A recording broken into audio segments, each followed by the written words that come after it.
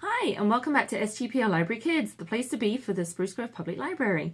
I'm Sarah, the Children and Youth Services Librarian here at the library, and today we are doing our read aloud for this month. So we are doing historic fiction this month for our virtual reading club, so do come and check that out if you haven't already. Every month we do 4 book picks, and then we do crafts, activities, recipes, all sorts of stuff to do with that theme. So as I said, we're doing historic fiction, and this is our read aloud for the month. So it's called Breaking Stalin's Nose by Eugene Yelchin. So this book is all about communist Russia during Stalin's regime of terror. So if you haven't already heard about it, then read about it with us, and then you can go off and find out more about it in your own time. So we are over halfway through it. So if you haven't already joined us, then go back, watch along, and then come catch up right today.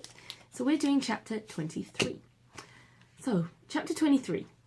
We are told to wait while the principal talks to Nina Petrovna. They argue behind the closed door, her hoarse voice barely a whisper. I wonder if she sounds like this because Vovka was trying to strangle her. We are waiting on the same bench that I saw Four Eyes sitting on just this morning. This morning, when I came here to get the principal's signature, he was planning to get into the Lubyanka to see his parents, sitting in exactly the same spot I'm sitting in now. I wonder if he's with his dad already. I steal a glance at Vovka. Sorry about your dad, I say. He doesn't even look at me. He sits there chewing on his nails. I understand how he must feel.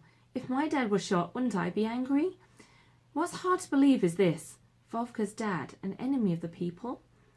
When Vovka and I were friends, I went to his apartment hundreds of times. I liked his dad. He was a good Soviet citizen, modest, a devoted communist. How could he be a wrecker? I started thinking about it, but got nowhere. It's just too confusing. And then I remember what my dad used to say. There's no smoke without fire. If someone is arrested and executed, there must be a good reason for it. The state security wouldn't be shooting people for nothing. What about my dad then? He was arrested. Zobakin, Zaychik, get in here. The principal yells from his office. I get up, but Vovka doesn't move. I feel bad for him, so I pat him on the shoulder, urging him to join me. Out of the blue, he leaps up and grabs me by the collar. I was this close to strangling that teacher scum if it wasn't for you. Trying to be a hero like your perfect dad. Too late, dirty wrecker. I'm turning you in. He shoves me aside and strides into the office. In the doorway, he bumps into Nina Petrovna, who is walking out. She shrieks and leaps back. Vovka gives her a nasty grin and goes in. I wait for Nina Petrovna to exit, but she doesn't, glaring at me suspiciously. Sergei Ivanitch yells again, Get in, criminals! I don't have all day! Nina Petrovna darts out, and I go in. Sergei Ivanitch orders me to lock the door and stand next to Vovka by the wall. It's bright daylight outside, but his office is dark. All I see is the large portrait of Stalin, and below Sergei Ivanitch at his desk, eyeing us angrily. Let me explain what we are looking at, he says. I'll make it simple. He looks at Vovka. First you, Sovakin. Thanks to you, I'll have to answer to the appropriate authorities for my weakness of character. No telling what they'll do. I let you stay after your father was put away, and I kept it quiet. But what do? You attack Nina Petrovna. She's scum, Vovka said. I didn't hear it, Subakin. He turns to me. You, Zaychik, your father has been arrested and locked up in Lubyanka. You think I don't know? I press my back against the wall to keep from falling. He goes on, so why not come to me and say, Sergei Ivanitch, I want to purify myself from the rotten influence of my father. I want to march with my school to where great Stalin leads, huh? You didn't do that, did you? I can feel Vovka staring at me, but I won't turn my head. Had you done that, Sergei Ivanitch said, I would have let you denounce your father at today's Pioneers rally. Who knows? Maybe we'd have even let you join the Pioneers. But no, you chose to pretend that you're still one of us. Here, he slams his fist against the desktop so hard his phone receiver flies off the cradle. You think you can get away from our state security? They've been calling all day from the orphanage for the children of the enemies of the people. What was I supposed to tell them, that you're not here? And there they all are, standing at the principal's desk. Only when Vovka grabs me under my arms do I notice I'm sliding down to the floor. Sobakin, said Sergei Ivanitch. Pull up a chair for Zaychik. The boy needs to sit down. I drop into the chair Vovka brings.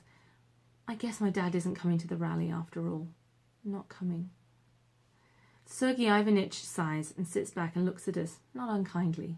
Boys, boys, you don't know what's good for you, he says. Finally we got rid of that Jew, Finkelstein. That might have satisfied the authorities for a while, but no, you had to get in trouble. I'm sending you both to the orphanage. Case closed. Finkelstein didn't do it, Vovka says. Not my problem. He confessed. Sergei Ivanitch shuffles papers on his desk and then looks up at Vovka. How do you know he didn't do it? Don't send me to the orphanage and I'll tell you. Don't you blackmail me, Sobokin. You know who broke off the nose. I do, Vovka says. Sergei Ivanitch smiles. Here's a chance to correct our failures. He reaches for the phone. Operator, get me state security, he says into the receiver, and then he looks up at me and says, Think you can make it back to class as I check? I nod. Run along, he said. I'll deal with you later. Chapter 24. In the main hall, the statue I damaged has been hauled away. It must have been heavy. There are gashes in the floor where they dragged Stalin to the staircase. I wonder where they've taken it. I look around. The hall is deserted, just as it was this morning when I marched in bearing the banner, imagining the May Day parade. It seems like ages ago. In no hurry to get back to Nina Petrovna's class, I dawdle in the corridor, listening to the sounds coming from behind the closed doors. The classes are in progress, and I hear the teachers' voices. Feet marching to an accordion, chalk knocking against the blackboard, and someone practicing a bugle. Everyone is learning to be useful to our country. Everyone is marching towards communism. Everyone but me. I am no longer a part of the communist we. This is a new feeling, and I don't like it. But it's better not to think about it, this new feeling. I decide it will go away by itself. To distract myself, I peek in on the Russian literature class. Not particularly my favourite. The portraits of dead writers line the walls. They all have beards. Luzko, a substitute teacher, stands at the blackboard. He also has a beard. What is the profound meaning of this masterpiece of Russian literature, he says to the class. Why is the nose still so important to us? No hands go up, and I'm not surprised. He's talking about a crazy old story they always make us read called The Nose. It's really stupid. Some dead guy's nose is dressed up in uniform. Imagine that, and it starts putting on airs, as though it's an important government official. It takes place way before Stalin was our leader and teacher, of course. Could something like that happen now? No way. So why should Soviet children read such lies? I don't know. I'm in no hurry, so I keep listening. What the nose so vividly demonstrates to us today, said Luzko, is that when we blindly believe in someone else's idea of what is right and wrong for us as individuals, sooner or later, our refusal to make our own choices could lead to the collapse of the entire political system, an entire country, the world even. He looks at the class significantly and says, Do you understand? Of course, they have no idea what he's talking about. This Luzko is suspicious. I always thought so. All teachers use words you hear on the radio, but he doesn't. I don't know what's wrong with him. I turn and walk away. The fact is, Vovka is telling on me right now. By the time I get back to Nina Petrovna's class, everyone will know the truth. Right away, they'll start treating me like an enemy of the people. And why shouldn't they? My dad is in prison, and it is I, not Finkelstein, who damaged the Stalin statue. I am an enemy of the people, and I must face the consequences. The state will bring him up, said the senior lieutenant last night when they took my dad away. I didn't understand it then, but I do now. He was talking about the orphanage, and instead of joining the pioneers, this is where I'm going. They will feed me, clothe me, and put a roof over my head, but no one will ever trust me again. From this day on, I will be unreliable and suspicious. Me, who loves Stalin more than any of them. It's hard to believe that this is really happening, but it is. And I don't have to keep thinking any harder to know what I have to do. I'm going to disappear.